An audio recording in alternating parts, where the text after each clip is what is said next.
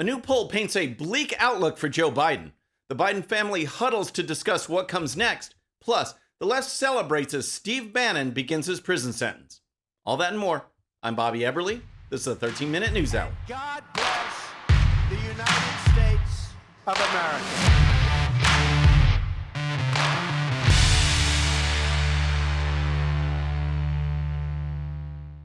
Okay, friends, welcome to the show. Happy Monday. Hope you had a great weekend. If you're new to the show, thank you so much for tuning in. We're going to start with Joe Biden and the fallout from what many, including myself, feel was the worst debate performance in the history of debates. I was at a debate watching party this past Thursday, and it didn't take long before everyone who was watching knew that this was going to be a train wreck.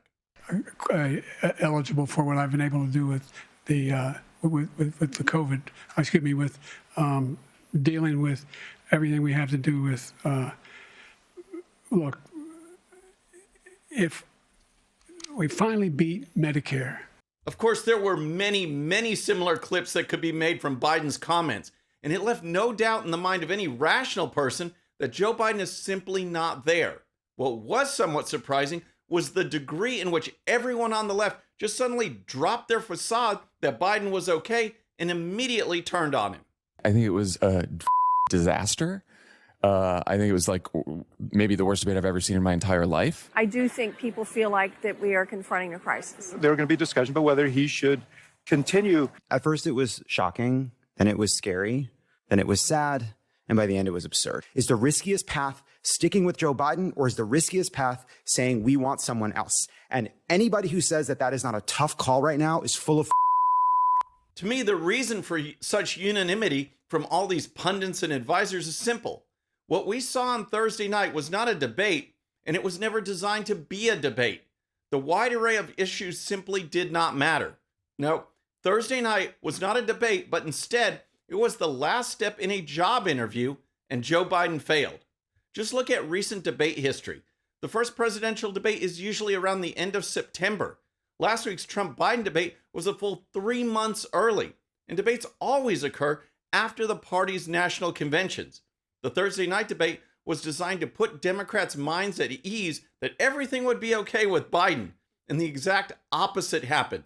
And with millions of people watching, the fallout has been intense.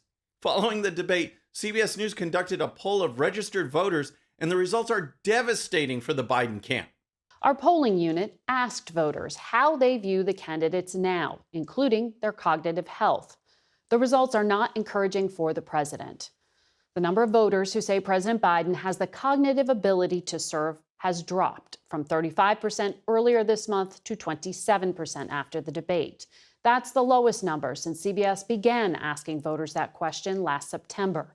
And just so you know, the responses weren't spread over a wide array of choices such as not sure, don't know, or no opinion. 72% of those responding said that Biden does not have the mental or cognitive health to serve as president.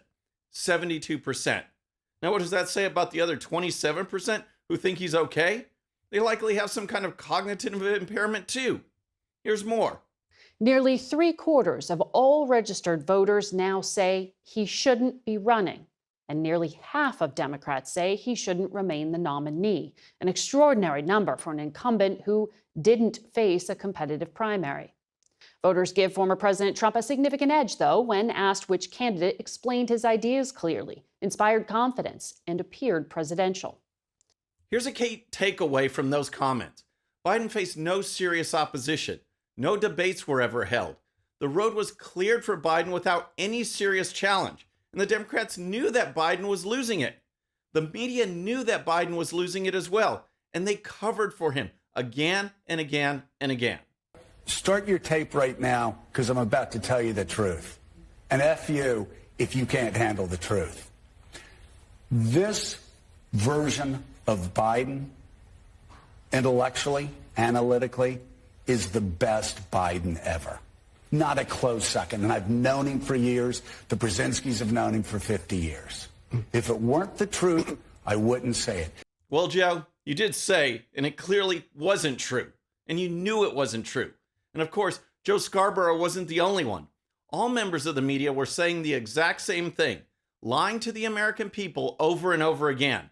Which begs the question, If everyone around Joe Biden knew that his brain was gone, and everyone covering Joe Biden knew that his brain was gone, who is actually running the country, and why is no one saying anything? All right, next let's talk about the Biden family powwow. But first, if you're new to the show or haven't subscribed yet, regardless of platform, just search out my name, hit that subscribe button, make sure notifications are turned on. That way you can follow the show and help us grow. Okay, next let's talk about the Biden family meeting and what could possibly happen going forward. We've had the debate and we've seen the polling. Now what? Well, one thing is clear. There are two factions building with the Democrat Party. One that wants to keep Joe Biden and the other that wants to find a replacement. Over the weekend, Biden met with family members at Camp David to discuss the debate and future plans.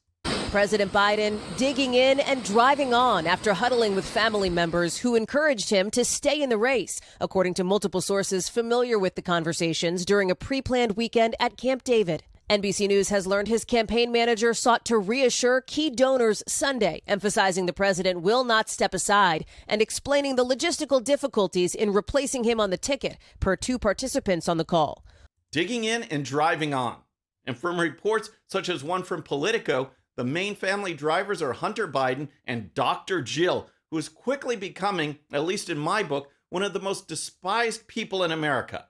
She is the driving force for Biden staying in the race because once he's done being president, Dr. Jill becomes instantly irrelevant.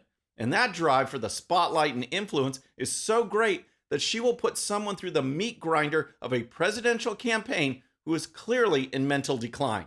According to Politico, members of the Biden family are reportedly pushing President Biden to fire some of his top campaign advisors after that bad debate performance, and they blame those campaign advisors for that. A source familiar with the matter tells News Nation that those discussions were likely informal, and there's no belief the president will act on that advice anytime soon, though the input from family and the First Lady is likely to play a key role. Now, according to the story in Politico, the family had a number of complaints regarding Biden advisors, such as, quote, that Biden was not prepared to pivot more to go on the attack, that he was bogged down too much on defending his record rather than outlining a vision for a second term, and that he was overworked and not well rested, end quote. The focus of Dr. Jill's and other family members' ire was directed at Anita Dunn, the senior advisor who frequently has the president's ear. Her husband, Bob Bauer, the president's attorney, who played Trump in the rehearsals at Camp David, and Ron Klain, the former chief of staff. On the flip side of all of this are Democrats who are worried that Biden can't beat Trump, and plans have to be made for a replacement. Some Democrats acknowledging the ongoing discussion. There are very honest and serious and rigorous conversations taking place at every level of our party.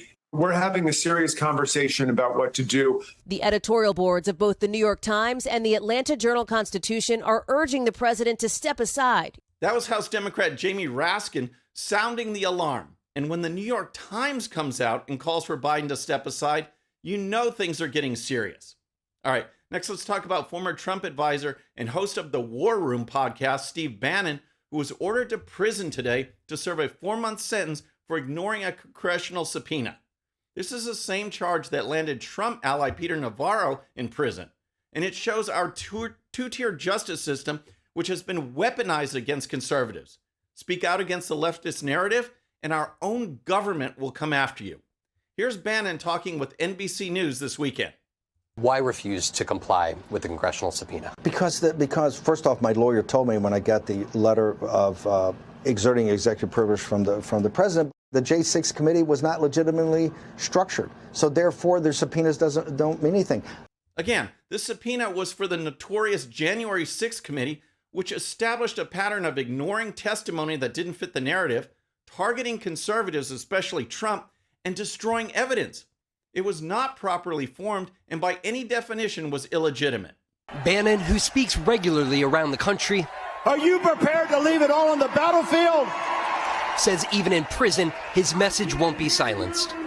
What is your end game? Victory or death of this republic. If we don't win, first of all, they shred the Constitution. It is the death of the constitutional American republic we know. Bannon also spoke on Megyn Kelly's podcast, where she reminded viewers that former Attorney General Eric Holder, he ignored a congressional subpoena. Current Attorney General Merrick Garland is ignoring a congressional subpoena.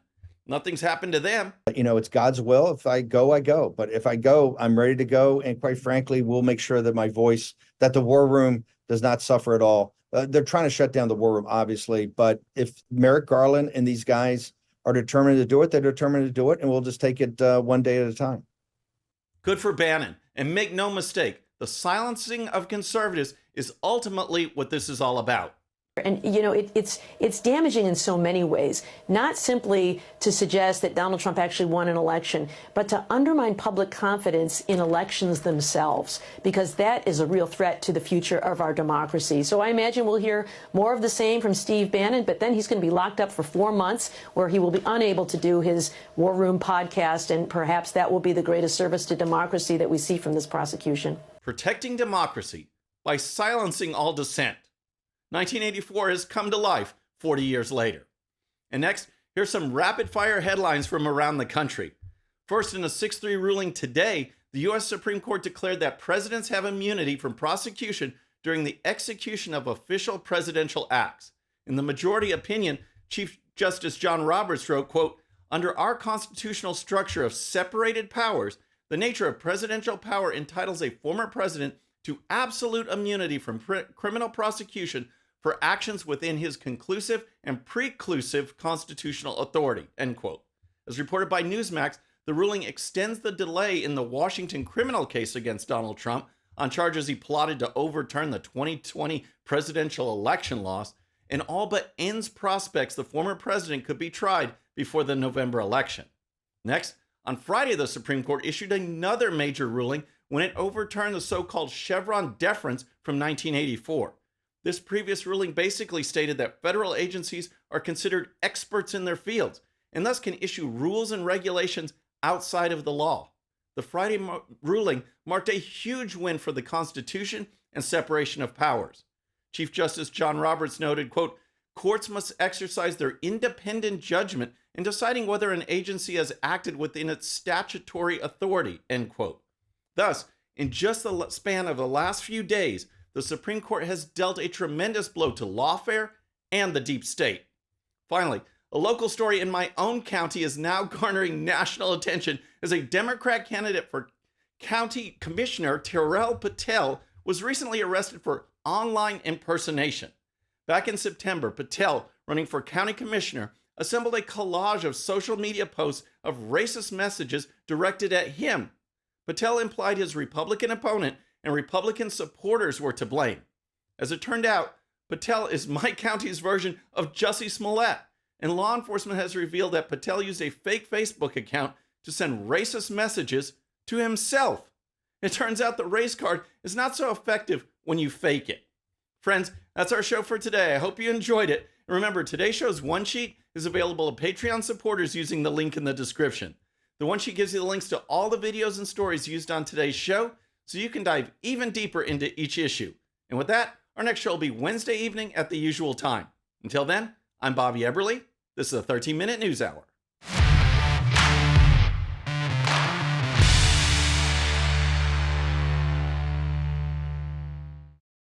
All right, friends, thanks again for tuning in. I really appreciate it. And before you go, please hit that subscribe button above. Once you do, tell your friends, share it, spread the word about the 13-minute news hour so we can keep growing. And for more great content, check out these videos right here, and I'll see you next time.